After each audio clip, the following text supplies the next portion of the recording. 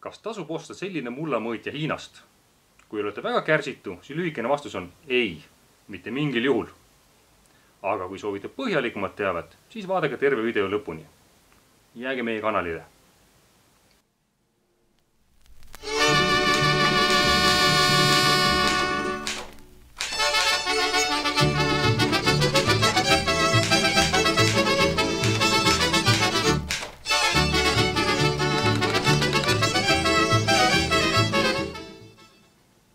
Kes on meie kanalit pikemalt jälginud, see teab, et aeg-ajalt kimbutab vesipabestantsijat põud.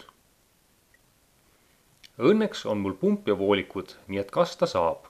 Probleem on aga selles, et seni olen kastnud lihtsalt tunde järgi. Vaatan ja katsun mulda ning kui tundub liiga kuiv olevat, siis kastan. Ja kastmisvett läheb kah tunde järgi.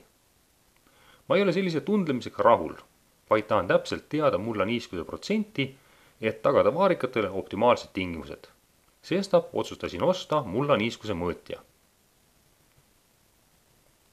Internet oli igasugust aparatuuri paksult täis ning ma otsustasin osta sellise, mis pidi mõõtma kõike. Niiskust, elektrijuhtivust, pH-d, lämmastikku, fosforit ja kaaliumit. Mõningad kahtlused tekkisid mul kohe, kui aparaadi reklaami lugesin. Olen aastaid töötanud erinevates laborites ja seetõttu tean, kui vaevarikas on mulla parameetrite määramine. See nõuab aega, kallist aparatuuri, puhtaid kemikaale ning haritud inimesi. Kui kõik need reklaamis lubatud parameetrid saaks kätte nii lihtsalt, et torka kandur maas ja andmed tulevad, siis ilmselgelt ei kasutaks mitte keegi päris laborite teenust või kuidas. Teiseks on olemas ka teaduslabori kvaliteediga niiskusmõõtjad, mida kasutatakse välitingimustes. Kuid need maksavad 10 korda rohkem kui see Hiina ime. Nende kahtluste kuumutamiseks või kinnitamiseks otsustasin teha katse, et kontrollida aparaadi töö kvaliteeti. Kuna mul kodus laborivarustust pole, siis vaatasin üle, mida köögis ja garaažis leiab ning olemasolevate ressursside põhjal tegin katseskeemi. Ehk nagu sõjaväes öeldakse, tunnimehed valitakse viltide suuruse järgi. Kõigepealt kaalusin mulla tühjadesse piimapakkidesse ja mõõtsin ära esialgsed parameetrid. Siis lahustasin väetisepulbrid vees. Väetist on mul 3 sorti: kaaliumnitraat, Yaramira Cropcare ning ammooniumnitraat. Kord ööpäevas kassin mulda kas veega või siis väetise lahusega. Kontroll ehk 0 ei saanud mitte midagi. Tund pärast kastmist mõõtsin aparaadiga parameetrid ja kirjutasin üles. 1 liitrist vedelikust jätkus 10 ööpäevaks. Siis algas saadud andmete analüüs, arvutamine ja teooria ning praktika võrdlemine. Kokkuvõttes oli katseskeem selline. Üleval reas on katseanumad 0, vesi, kaaliumnitraat, Yaramira Cropcare ning ammooniumnitraat. Vasakul tulbas on katseanumate kohtlemine. Kas nad said vett, väetist ja nii edasi. Ja nagu öeldakse, üks pilt ütleb rohkem kui 1000 sõna. Kogu katsest sain kokku 3 tüüpi tulemusi. Esiteks need, mis tulid aparaadist. Teiseks arvutamise teel saadud. Kui ma kassin muldasid väetise lahusega, oli võimalik välja arvutada, kui palju üks või teine muld kõiki keemilisi elemente sai. Ja kolmandaks sain tulemusi ka muudel meetoditel. Mis ma siin laien? Tegelikult mõõtsin ainukesena ära mulla niiskuse sisalduse kuumutamise meetodil. Põhimõtteliselt käib see nõnda, et muld kaalutakse ära, siis kuumutatakse vesi välja 110 kraadi juures ja pärast kuivatamist kaalutakse mulda uuesti. Nõnda saab teada, kui palju muld vett sisaldab. Ja nende 3 meetodi võrdlemisel püüdsingi teada saada, kas aparaat on usaldusväärne või mitte. Sellel graafikul on toodud mulla happelisuse muutus ajas.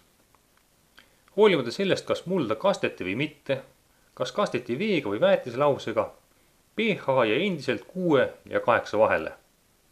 Eks see kõikumine küll suur ole, aga umbes sellises vahemikus võiks mulla reaktsioon olla küll. Mingit teist meetodit ega arvutuskäiku mul võrdluseks kõrvale panna ei ole. Niisiis, lihtsalt usume aparaadist tulnud andmeid. Hoopis huvitavam on elektrijuhtivuse graafik. Nagu arvatagi võib, siis kuiv muld elektrit ei juhi.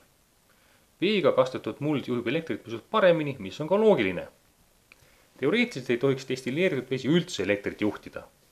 aga kuna ma kassin kraaniveega ning mullas on ka joone, siis selline horisontaalne graafik võiks olla usutav küll.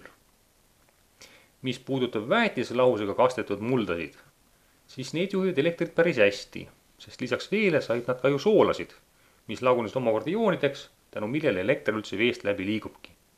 Ja mida rohkem on joone, seda parem elektrijuhtivus. Kahjuks pole mul ühtegi alternatiivset meetodit ega teoreetilist arvutust kõrvale panna. Lihtsalt aparaadist tulnud andmed näivad olevat usutavad. Usume! Mulla niiskuse graafikut vaadates hakkab aga usk aparaadi ilmeksimatusesse kõikuma. Esiteks häirib mind selline mõõtühik nagu protsent. Protsent võib olla massiprotsent, mahuprotsent või isegi moolprotsent. Mullateaduses räägitakse isegi protsendist, mis näitab mulda küllastumist veega. Kui see on 100%, siis see tähendab, et muld on vett nii täis, et nõrgub juba välja. Aga Hiina aparaat annab niiskuses lihtsalt protsentides ning isegi kasutusjuhendus pole kirjas, millist protsenti mõeldakse. Teiseks, vaatame graafikut ja mida me näeme. Mõned anumad on niiskemad kui teised. Samas said kõik katseanumad iga 24 tunni tagant täpselt sama koguse vett, 100 milliliitrit. Kuidas on võimalik, et ammooniumnitraadi lahusega kastetud muld on niiskem kui teised? Kolmandaks muutsin mulla niiskust ka kuumutamise meetodil ja tulemused pole kuigi ilusad. Vasakul on 0 mulla niiskus, mis sai mõõdetud aparaadiga. Enne katse algust oli siin 14 ja pärast katse lõppu 12%. Paremal on kuumutamisel saadud tulemused. Enne 7 ja pärast 4 massiprotsenti. Kuidagi väga suur erinevus kahe meetodi vahel või mis? Lämmastiku graafik näitab samuti, et midagi on aparaadi tulemustel viga. Näiteks veega kastetud mullas oli lämmastik justkui olemas, kuid kastmata mullas mitte. Ja katse lõpupoole kippusid tulemused platoole jõudma või isegi vähenema. Mis on absurd, sest iga ööpäevaga said ju anumad lämmastikku juurde. Aga tõeliselt koledaks läheb pilt siis, kui võrdleme aparaadiga saadud tulemusi ja arvutusi. Kuna mul oli täpselt teada, kui palju ma iga kastmisega lämmastikku andsin, siis oli mul võimalik välja arvutada selline graafik. Nagu näete, eeldatav graafik erineb tunduvalt aparaadiga saadud graafikust. Ja mul on kuri kahtlus, et eeldatav graafik vastab enam reaalsusele kui Hiina aparaadiga mõõdetud tulemused. Ja jutt ei käinud graafiku kujust, vaid ka dimensioonidest. Näete, eeldatav kontsentratsioon oleks pidanud olema ligi 4000. Samas, kui aparaat näitas kõige enam 700. Okei, ma saan aru, et igal aparaadile meetodil oma vahemik, mida ta mõõta suudab. Kuid ikkagi õiget lämmastiku kontsentratsiooni see aparaat ei näita. Fosfori graafik on veelgi hullem. Kõige rohkem näitas aparaat fosforit selles anumas, mis sai ammooniumnitraati. Aga ammooniumnitraat ei sisalda ühtegi fosfori aatomit. Võrrelgem eeldatavat ja mõõdetud tulemusi, nagu öö ja päev. Reaalselt sisaldas ainult Yara Mila Cropcare väetis fosforit, kuid Hiina ime arvates kasvas fosfori kontsentratsioon ka kaaliumnitraadi ja ammooniumnitraadiga kastetud anumates. Ühesõnaga valetav. Kaaliumi puhul näeme jälle sedasama aineenergia jäävuse seaduse rikkumist. Kõige rohkem kasvab kaaliumi kontsentratsioon ammooniumnitraadiga kastetud mullas. Ometi koosneb ammooniumnitraat lämmastikust, vesinikust ja hapnikust. Kaaliumit ei ole. Paneme kaks graafikut kõrvuti ja kas ma pean siin veel midagi selgitama? Reaalsus ja aparaadi mõõtetulemused ei lange lihtsalt kokku. Niisama lihtne see ongi. Kokkuvõttes ei oska ma öelda, kas aparaat mõõdab pH-d ja elektrijuhtivust korrektselt, sest polnud võimalik seda arvutamise või mõne muu teise meetodiga kontrollida. Aga ma olen positiivne ja loodan parimat. Või nagu süütuse presumptsioon eeldab, süütu, kuni pole tõestatud vastupidist. Niiskuse puhul oli erinevus kuumutamise meetodi ja aparaadi näitude vahel. Aga mida ka aparaat siiski näitas ja ausalt öeldes annavadki eri meetodid erinevaid tulemusi. Pealegi ei tea ma ju, kas niiskuse protsent käib massi, mahu või moolide kohta.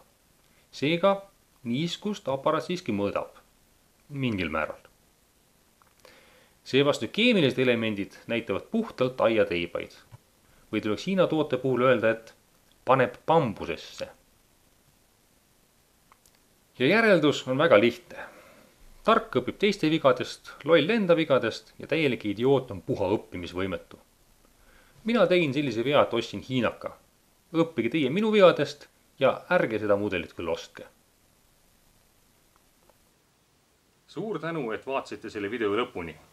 Kui Vesipapi estancias taas midagi uut ja huvitavat toimub, siis postitan järgmise video. Kohtumiseni!